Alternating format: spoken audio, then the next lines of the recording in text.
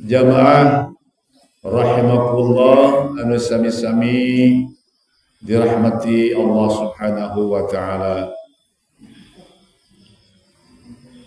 Alhamdulillah wa syukru lillah bi'inayatillah. Kalau yang pitulung Allah hakikatna syariatna tina usaha urang sungguh-sungguh mengisi waktos dina perjalanan kehidupan ieu ku menyempatkan diri hadir di majelis ta'lim dina raraga tolab ilmu. Mudah-mudahan barokah nanti ibadah tolab ilmu sadaya hajat urang ka Allah dikabul dipaparinan jalan anu mudah kanggo terselesaikan segala cita-citakan urang. Amin ya rabbal alamin. Para jamaah sadayana, kajian dina wengi ahad ieu nyaeta giliran kajian fikih. Tema dina kajian fikih ayeuna masih seputar bab pernikahan. Dengan spesifik ayeuna termasuk tema istimewa tentang masalah pernikahan, nyaeta tentang poligami garis miring nyandung. Sok sanajan urang henteu boga niat hayang nyandung, tetapi ilmu nama pan kudu ilmu nyandung kudunya ilmu nama bener teu sanajan teu bogiat teu gaduh niat hayang naon nyandung. Komo nu boga niat hayang nyandung mah kudu pinter ilmu, kudu menguasai ilmu. Sabab entos jadi rumus setiap jalma beramal tanpa ilmu amalnya ditolak moali tadi. Termasuk di antara urang rek beramal berupa ngalaksanakeun ibadah melalui ibadah pernikahan dan dikata ibadah. Menurut ajaran agama urang mah meunang ganjaran. Ibadahna ibadah poligami tapi teu apal ilmuna. Jeung menang pahala mah malah justru malah benjut. Gara-gara poligami asup neraka. Akibatnya nyawa ilmuna. Mata kalah dikuasai ilmu. Para jamaah sadayana, pertama mengenai dasar hukum poligami. Nyata bersumber tina Al-Qur'anul Karim. Firman Allah Subhanahu wa taala anu unggalna a'udzu billahi minasyaitonir rajim fankihu ma tabalakum minan nisa'i masna wa sulasa wa ruba' wa in khiftum alla ta'dilu fawahidatan. Al-ayat. Hartosna maka nikah aranjeun ma minan nisa ma ka istri toba lakum nu alus menurut anjeun nu baik menurut anjeun. Masna dua waruba dan boleh masna wasulasa dan boleh tiga waruba dan boleh empat. Jika aranjeun khawatir teu bisa berbuat adil, maka hiji istrina. Para jamaah sadayana, ayat ieu menjadi dasar hukum dibolehkeunana poligami. Dan hukum poligami dalam perintah ieu bukan wajib, tapi boleh. Bukan sunat, tapi boleh. Bukan wajib, bukan sunat, tapi boleh. Para jamaah sadar sami-sami dimuliakan ku Allah Subhanahu wa taala. Pertanyaanna ayeuna,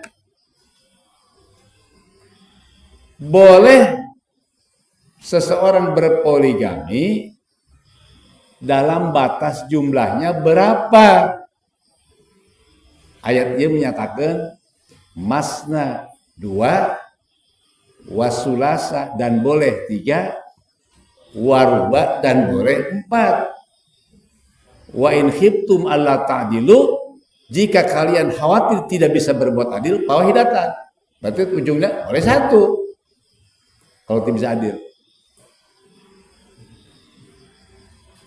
Ayat ia menggunakan kata atau huruf wawu yang artinya dan. Oleh sebagian orang yang tidak mengerti tentang bahasa Quran, tidak menguasai tata bahasa Arab secara penuh, kata dan ia diartikan menjumlah, atau dalam istilah ilmu nahwu sebutnya bermakna mutlaqul jam'i, menghimpun. Sehingga jumlah wanita yang boleh dipoligami, lamun pakai dan berarti mengumpulkan, menggabungkan, atau mutlaqul jam'i dalam bahasa Arab berarti dan 2, dan 3, dan 4. Berat jumlahnya 9. Menurut pakar bahasa dan pakar tafsir, Simkuring mendakan di dalam kitab tafsir Ali As-Sobuni dan di tafsir Jamal, orang yang mengartikan wawu di situ dengan arti dan yang bermakna mengumpulkan, bermakna menggabungkan, itu orang bodoh tentang bahasa Arab. Jadi yang betul bagaimana? Menurut ahli bahasa dan ahli tafsir, wawu itu bermakna atau dan disertai dengan kata boleh, sehingga menjadi pilihan. Boleh 2 dan boleh 3 dan boleh 4. Berarti pilihan, bukan di jumlah. Hal tersebut didukung oleh keterangan hadis baginda Nabi Muhammad Sallallahu Alaihi Wasallam, karena adalah hadis itu sebagai penjelasan dari Quran. Apa yang diucapkan oleh Nabi, apa yang dilakukan oleh Nabi, itu penjelasan dari Quran. Sebab Nabi diutus untuk menjelaskan. Di dalam hadis dinyatakan ada seorang yang bernama Goilan masuk Islam. Dia tadinya agamanya agama nenek moyang, yaitu masih tradisi jahiliyah, penganut atau penganut agama nenek moyangnya, yaitu penyembah berhala, orang kafir. Sebelum dia masuk Islam, dia punya istri 10. Ketika Goilan menyatakan diri masuk Islam, maka Rasul langsung memberikan instruksi kepada Goilan. Kata Nabi kepada Goilan, amsik arba'an wa farik sa'irahunna. Goilan, maka pegang istrimu yang 4 dan buang istrimu yang sesisanya. Berapa tuh? 6. Jadi 4. Itu menjadi dalil penguat tentang ayat tadi, bahwa wawunya itu bukan bermakna menggabungkan, tapi bermakna atau dan boleh. Dalam istilah bahasa hukum suka ada dan atau. Tinggal di dalam undang-undang gitu. Kayak gitu, dan atau. Para jamaah sami dimuliakan oleh Allah Subhanahu wa taala, berarti lamun ayat di antara kaum muslimin yang menyatakan diri atau melakukan perbuatan poligami dengan lebih dari 4 itu merupakan kebodohan sekaligus pelanggaran terhadap syariat Islam. Maka pernikahan yang lebihnya 5, ke-6, ke-7, ke-8, ke-9 itu termasuk perbuatan zina. Na'udzubillahi. Terus bagaimana dalam undang-undang perkawinan di negara kita? Sengaja sih guring nyanak ya. Bukuna.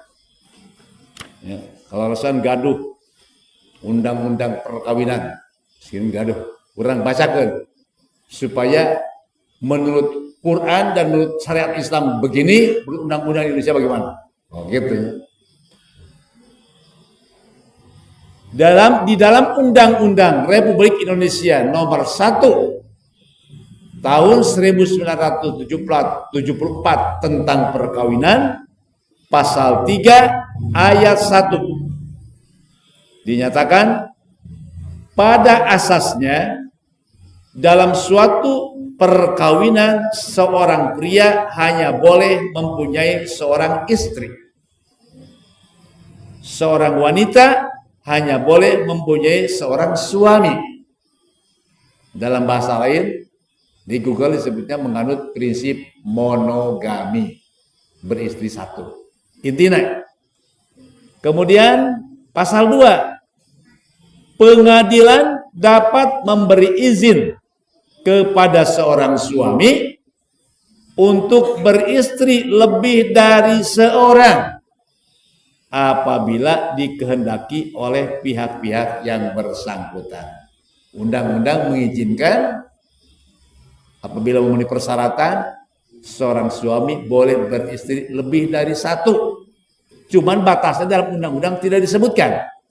Boleh lebih dari 1.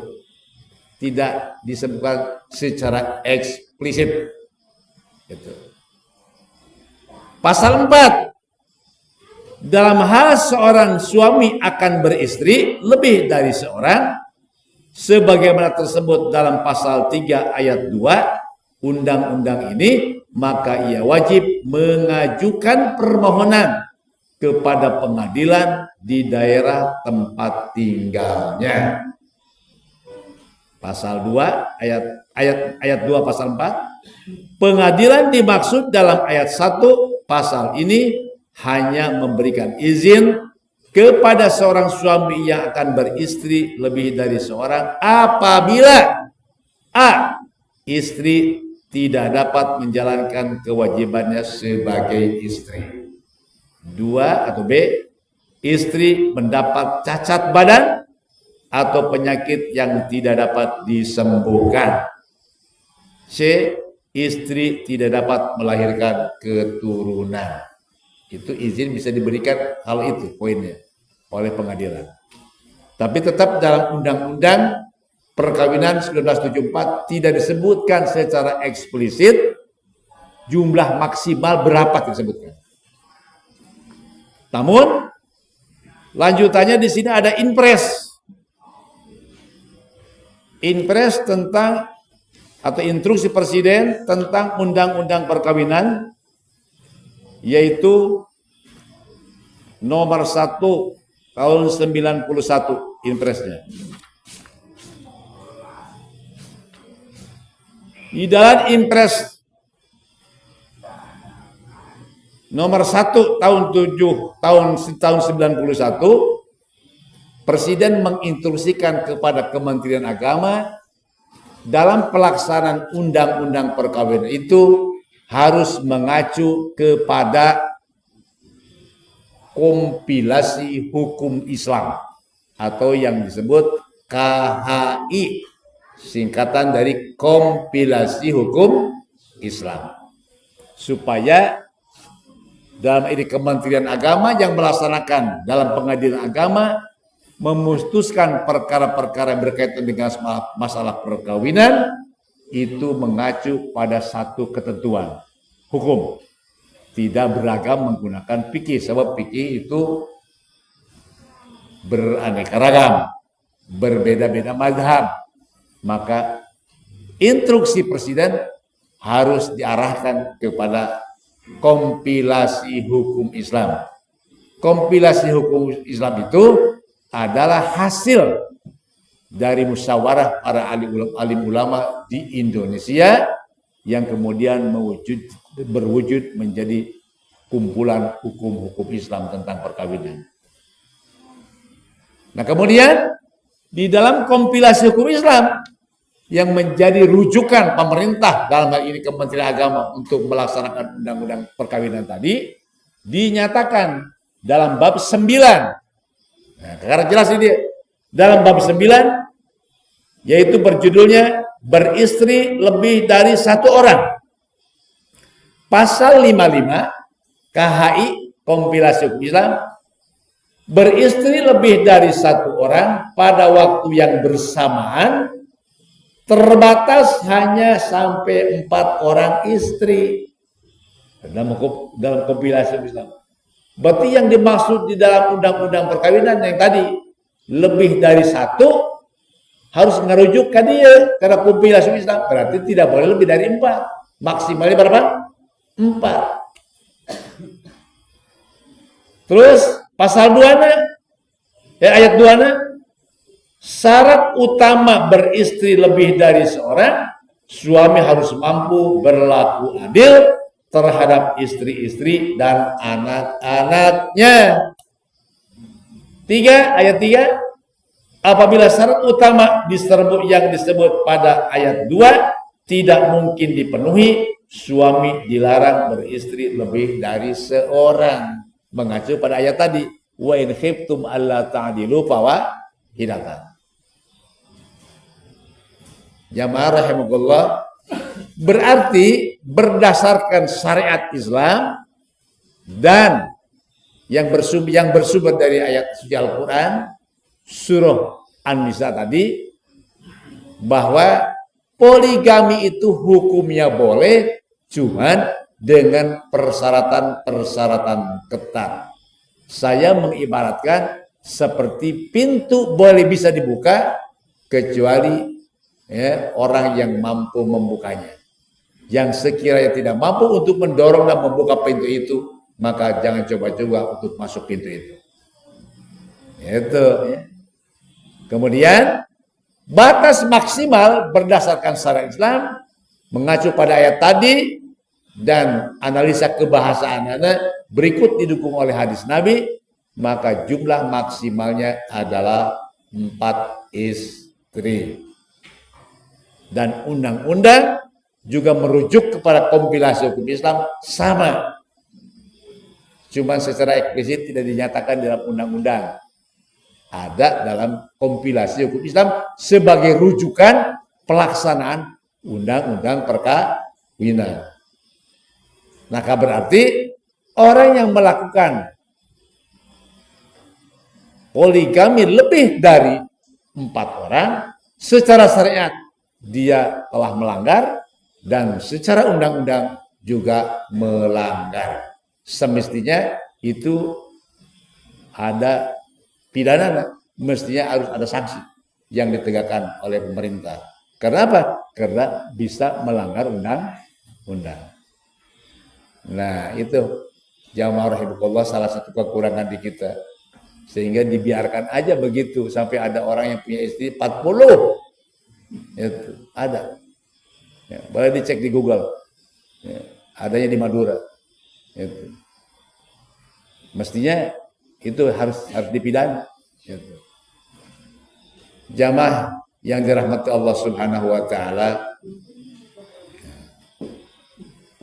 berkenaan dengan persyaratan-persyaratan ketat bagi orang yang ingin melakukan poligami, secara tekstual ayat tadi menyatakan wa in khiftum alla ta'dilu fawahidatan. Jika kalian khawatir tidak bisa berbuat adil, maka satu cukup, punya istri. Itu walaupun tadi pintu poligami dibuka, tapi karena pernikahan itu bukan semata-mata untuk memuaskan nafsu syahwat, tetapi juga harus bernilai ibadah kepada Allah Subhanahu wa taala. Jamaah sami-sami dimuliakan oleh Allah Subhanahu wa taala, sehingga Simkuring pernah mendakan salah satu terang ulama dalam kitab Hidayatul Azkiya ila Thoriqil Auliya, Syekh Zaiduddin Al-Malibari menyatakan, watruk minal azwaji man masa'adat bi ta'atin waqtar azuban fadilah.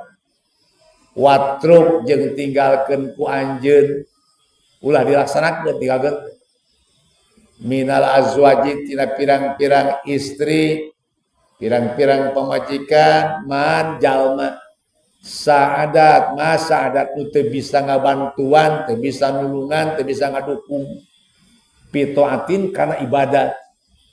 Tinggalkeun ku anjeun pamajikan entong opat, nu tinggalkeunna entong 3, entong 2, hiji ge ulah. Mun sakira-kira boga pamajikan henteu bisa ngadukung urang karena ibadah. Kitu cek ahli tasawuf. Artinya pernikahan orang kudu benar-benar menjadi nilai ibadah. Tambahan dari ibadah sholat, ibadah ngaji, ibadah sedekah, ibadah zakat. Lewat pintu pernikahan tambah kita pahala lewat nikah. Punya istri 1, tambah kita giat beribadahnya. Jadi selamat kita dari berbuat maksiat, berbuat zina, selamat karena kita punya istri. Maka istri kita telah menolong kita dari perbuatan zina, ibadah. Apalagi istri kita punya istri solihah yang selalu mendorong kita untuk taat kepada Allah Subhanahu wa taala. Kurang ke salat diingatkan, Bang, orang Melayu gitu, udah sholat belum? Belum, Neng. Nah, sholatlah. Udah malam ini. Yang nonton TV mulu. Maka istri itu istri soleh yang selalu mengingatkan. Maka kita menjadi rajin ibadah karena didorong-dorong, dimotivasi oleh sang istri. Bang, ini malam minggu ya Bang, haji. Jangan diam banyak. Itu ya. Iya, Neng. Mohon terima kasih diingetin, berangkat. Itu. Yukiye karena boga pemajikan istimewa ya. Ngadorong-dorong karena ibadah. Diingatkan, mantap. Itu. Punya istri 1 yang ngingetin ibadahnya kurang, tambah lagi 1 lagi. Oh, ya. Yang ngingetinnya bikin banyak. Itu. Mungkin mantap. Wah, ibadah urang teh gara-gara udah pemajikan awan 2. Itu. Apalagi istri yang keduanya seorang pengusaha banyak duitnya. Mantap bener. Itu. Bang, bagi duit lah. Itu. Pagi-pagi begini nih, bisa klik. Enggak punya duit saya nih. Ini saya kasih, bayin. Mantap. Itu. Wajah gitu bakar bener. Jadi ibadah. Tambah istri 3, bikin mantap wae. Itu tambah sampai 4 nggak boleh lebih. Itu makin maka bila mana kita bertambah istri tambah ibadah, itu baru yang dibolehkan dalam ajaran agama. Tapi kalau tambah istri malah tambah ruwet. Nggak bisa kita memimpin istri kita, jangankan 2, 1 aja repot. Istri yang 1 yang punya 1 nih belum bisa terdidik sama kita. Emang kita jadi suami kita punya istri doang tanpa kita punya kewajiban mendidiknya. Bagaimana kalau kita jadi suami, istri kita tidak sholat, emang tidak tanggung jawab? Boga pengajian SY sholat syukuran teu. Gitu. Terus gitu melahirkan anak, galituk anak teu salat kabeh. Emang itu jadi tanggung jawab salakina bapana? Nyulumpuk ke bapana kabeh. Encan dina masalah naon, dina masalah penyediaan kebutuhanan. pendidikannya dan seterusnya. Itu jamaah rahimahullah. Jadi intinya tidak ibadahnya. Itu pada ibadahnya. Jadi bukan pada banyaknya. Gitu. Terlebih lagi kalau orang yang melakukan poligami tidak bisa memimpin keluarganya. Istri yang pertama dengan istri yang kedua berantem lulu. Sering serbu. Kobal memberi ngerok pakai keroyokan. Maka menjadi suasana menjadi tegang. Itu jadi perang dunia kedua terjadi. Nah, itu berarti rumah tangga yang begitu jauh dari rahmat Allah Subhanahu wa taala. Enggak bisa dibenarkan itu.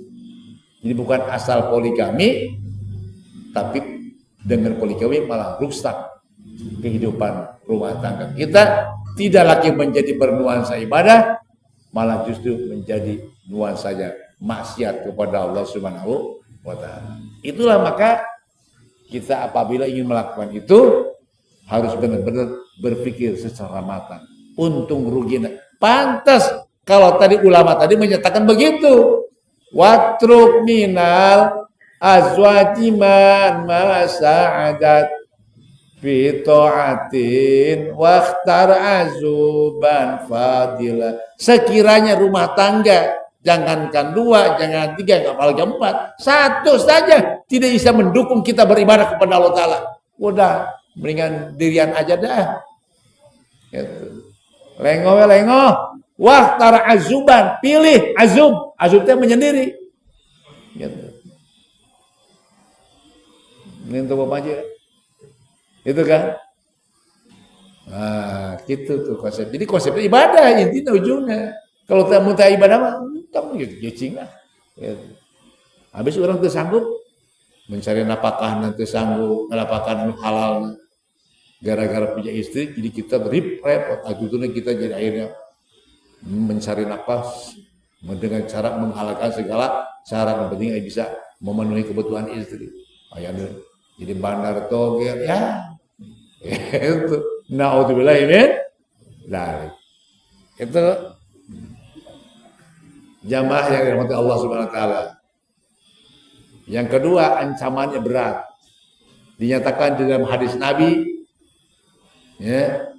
orang yang berumah tangga dengan cara poligami, bila dia tidak sanggup berbuat adil, baik adil secara materi, adil secara bergiliran, maka diancam dalam hadis Nabi, nanti di akhirat dia berjalan dalam keadaan miring. Gampang nyerianana bukan asal ke dia health ka panggil jeung jelema nu pas itu. Iya masalah. Jelema nu nyandung teu adil. Leumpangna ngiring. Berjingklik. Miring berjingklik. Hati-hati. Jamaah rahimahullah.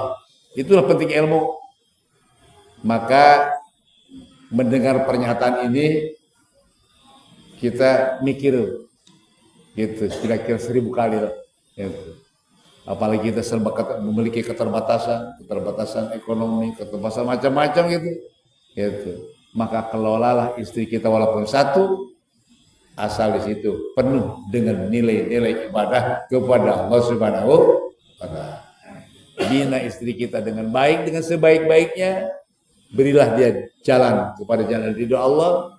Dan keluarga kita, anak-anak kita bimbing ke jalan ridho Allah, maka insya Allah walaupun istri satu, insya Allah masuk ke dalam limpahan rahmat dan ridho Allah Subhanahu wa taala. Artinya, penjelasan ini tidak menutup kemungkinan kita boleh untuk berpoligami, tapi dengan catatan. Ada satu hal menarik jamaah rahimahullah, ketika saya membaca ayat penjelasan tentang ayat walan tastati'u an ta'dilu bainan nisa'i walau harsum. Di dalam kitab Tafsir Munir yang dikarang oleh Syekh Nawawi Al-Bantani, juz pertama.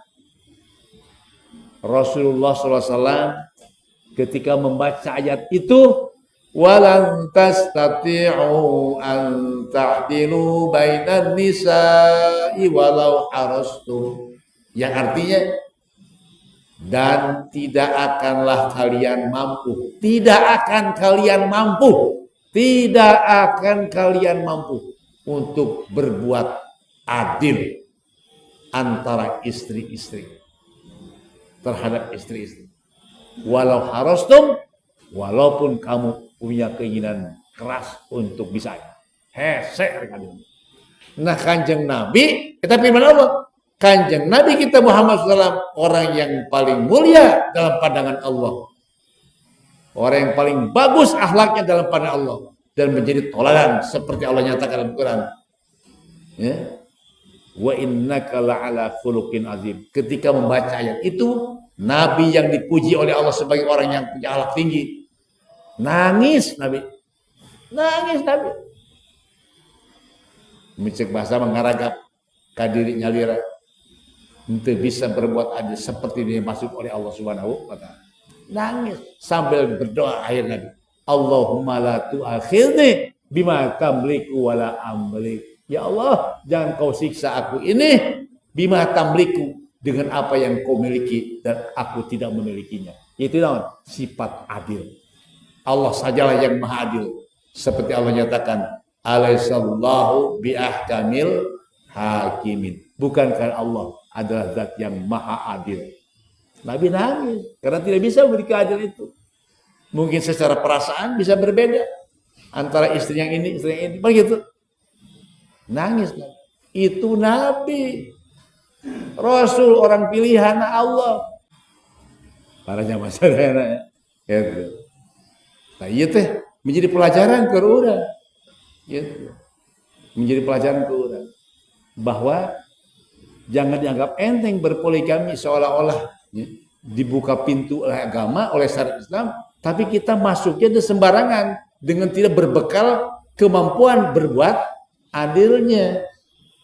Itu teledor dengan kriteria itu. Lamun teledor mah malah justru rumah tangga menjadi malapetaka, sehingga kita bisa jadi masuk neraka gara-gara poli.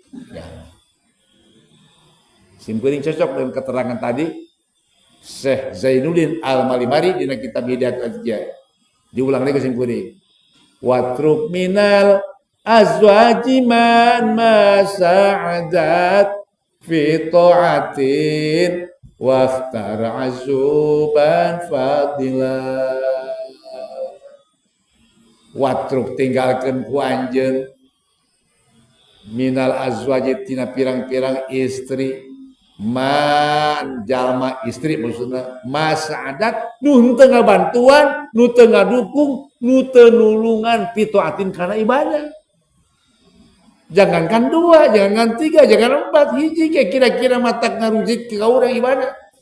Urang banget ngaji domelan. Ngaji malu aja nih. Iya. Itu. Nah, urang salat domelan. Tengantuan urang kana ibadah ka urang. Ngajak nanti kana neraka pemajikan. Oh gitu kan? Pukul orang-orang hajatan misalnya syukuran anak pernikahan teh hayang aya pengajian main sama keueuh kalau hayang rame cenah gitu. Pas ya eta teu bisa urang eleh itu nama. Tah ieu berarti kan moal neraka bener teu? Bahaya tuh. Tuh, mata cek eta pilih geus. Hiji atau henteu kitu naon? Wahtar azuban fadil. Kitu konsep an besar Islam. Para jamaah. Naon sababna? Sabab nikah di dalam Islam adalah ibadah kepada Allah Subhanahu wa taala. Kalau di dalam nikah itu tidak ada ibadah, maka lebih baik kita hidup menyendiri.